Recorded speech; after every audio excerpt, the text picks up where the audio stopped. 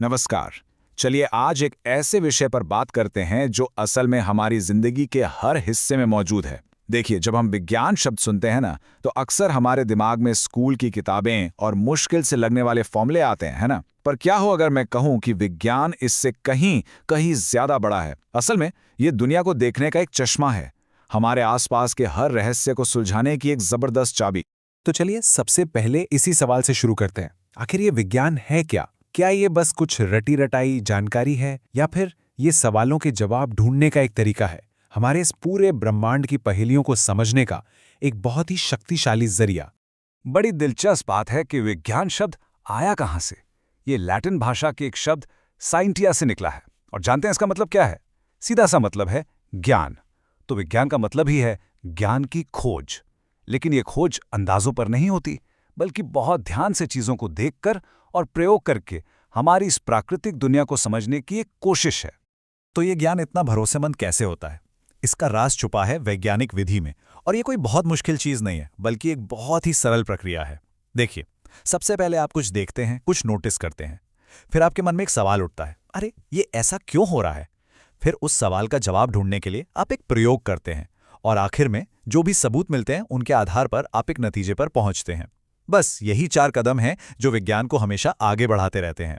तो चलो इसी तरीके को इस्तेमाल करके देखते हैं। सबसे पहले हम ये समझेंगे कि विज्ञान हमारी बेजान दुनिया, यानी कि भौतिक जगत की जो बुनियादी नियम हैं, उन्हें समझने में हमारी मदद कैसे करता है।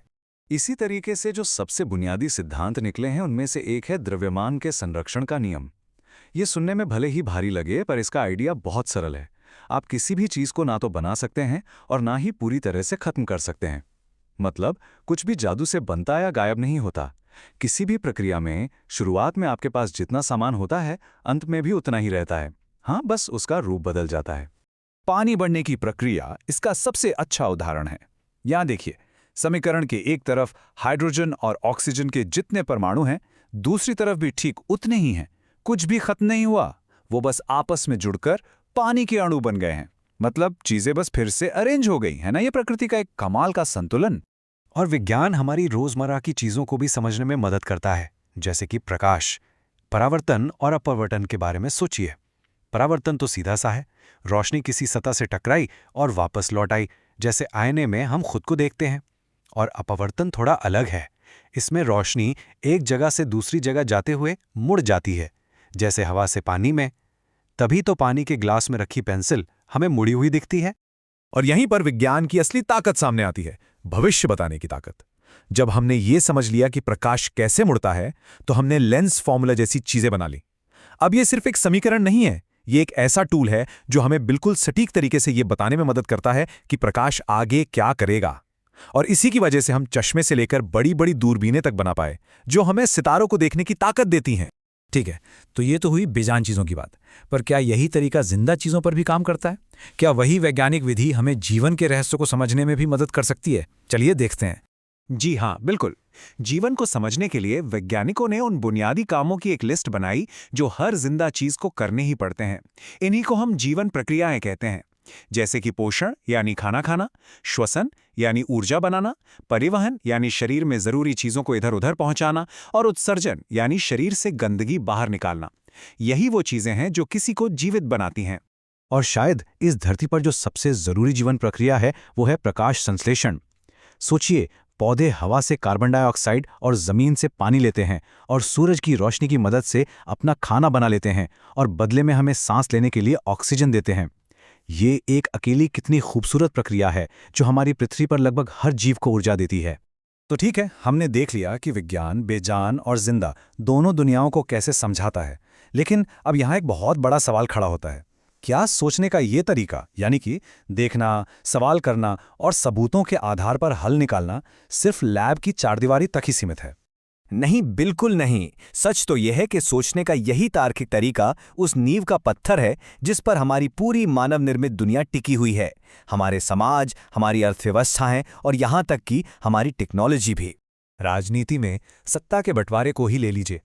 ये सिर्फ एक राजनीतिक आइडिया नहीं है। ये इस सीधी सीधी बात को देखकर बनाया गया है कि जब सारी ताकत एक ही जगह इकट्ठा हो जाती है तो टकराव बढ़ता है। तो प्रयोग क्या किया गया? ताकत को अलग अलग समूहों में बांट दिया गया और नतीजा, इससे टकराव कम होता है और देश में स्थिरता आती है।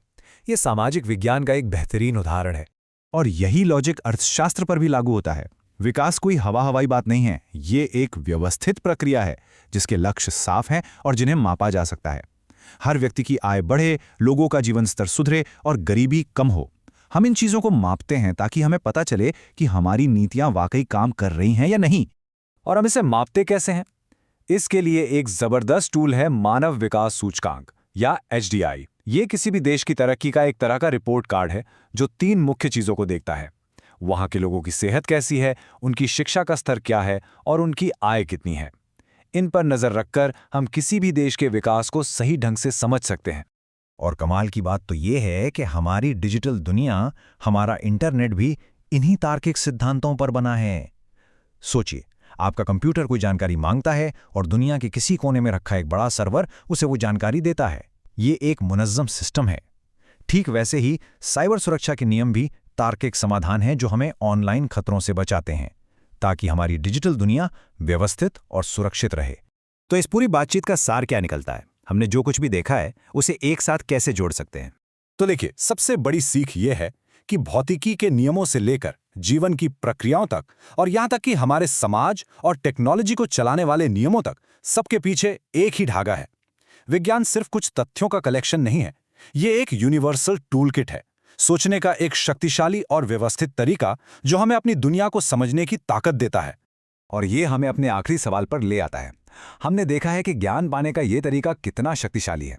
तो अब असली सवाल ये है कि आप सोचने की जबरदस्त शक्ति का इस्तेमाल अपनी दुनिया को देखने, उस पर सवाल करने और उसे बेहतर ढंग से समझने के लिए कैसे करेंगे? हमारे साथ जुड़ने के लिए बहुत बहुत धन्यवाद।